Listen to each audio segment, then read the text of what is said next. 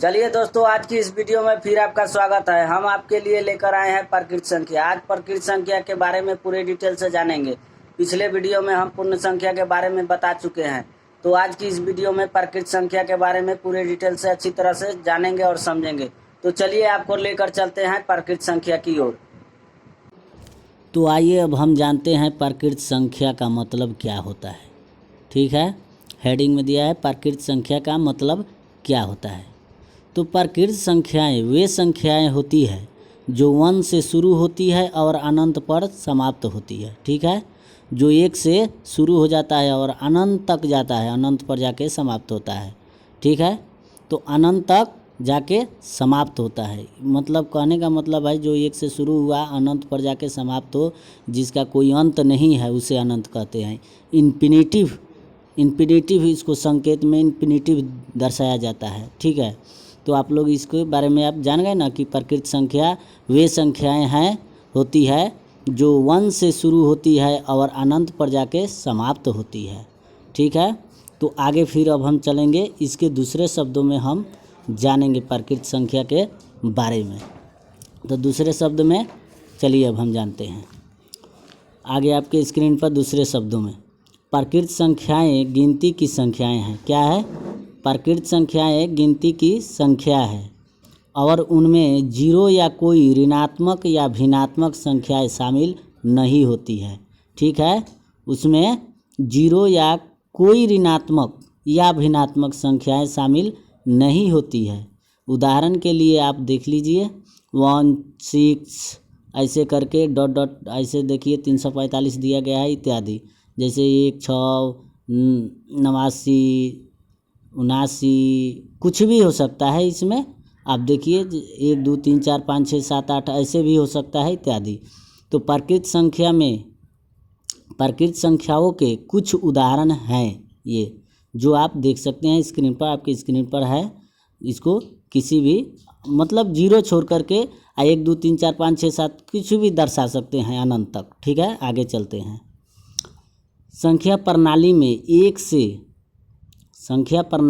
1 से अनंत तक के सभी धनात्मक पूर्णांक शामिल होते हैं।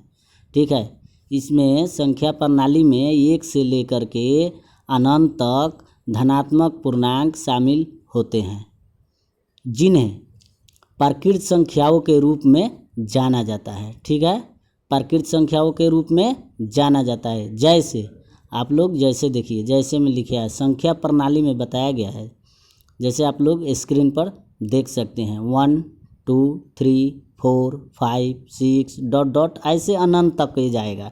ठीक है, इन्फिनिटिव माना जाता है अनंत को, तो ये अनंत तक जाएगा। तो आप लोग इस स्क्रीन पर अच्छी तरह से आप लोग देख सकते हैं, समझ सकते हैं, इसको पढ़ सकते हैं। ठीक है, फिर आगे हम चलते हैं, आगे हम बताते हैं कि आगे क्या है। ठीक है, तो चलिए अब चलते हैं आगे। सबसे छोटी प्रकृत संख्या 1 है। आप समझ गए ना, सबसे छोटी प्रकृत संख्या क्या है? 1 है, क्योंकि 1 से छोटा प्रकृत संख्या नहीं होता है। अगर 0 इसमें लगाएंगे तो पूर्ण संख्या हो जाएगा, इसलिए सबसे छोटी प्रकृत संख्या 1 है। और कोई सबसे बड़ी प्रकृत संख्या नहीं है, क्योंकि हमारे पास अनंत प्रकृत संख्याएं हैं।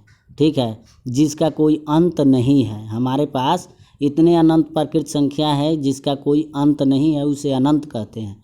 ठीक है, तो हमारे पास कोई बड़ा प्रकृत संख्या नहीं होता है। ठीक है, प्रकृत संख्या अनंत होता है बड़ा सबसे, और सबसे छोटा 1 है। फिर आगे चलते हैं। 0 एक प्रकृत संख्या नहीं है, क्योंकि संख्या में अनंत बार 0 को जोड़ने पर किसी प्रकार का परिमाण संख्या ही मिलती है। ठीक है, तो उसी प्रकार 0 से भाग देने पर परिमाण अनंत आता है, इसका अनंत परिमाण आता है। ठीक है, तो ऐसे स्थिति में 0 से भाग नहीं किया जा सकता। समझ गए ना, तो ऐसे स्थिति में 0 से भाग नहीं किया जा सकता। तो हम इससे समझ सकते हैं कि 0 एक प्रकृत संख्या नहीं है, इसलिए प्रकृत संख्या में 0 कभी नहीं आता।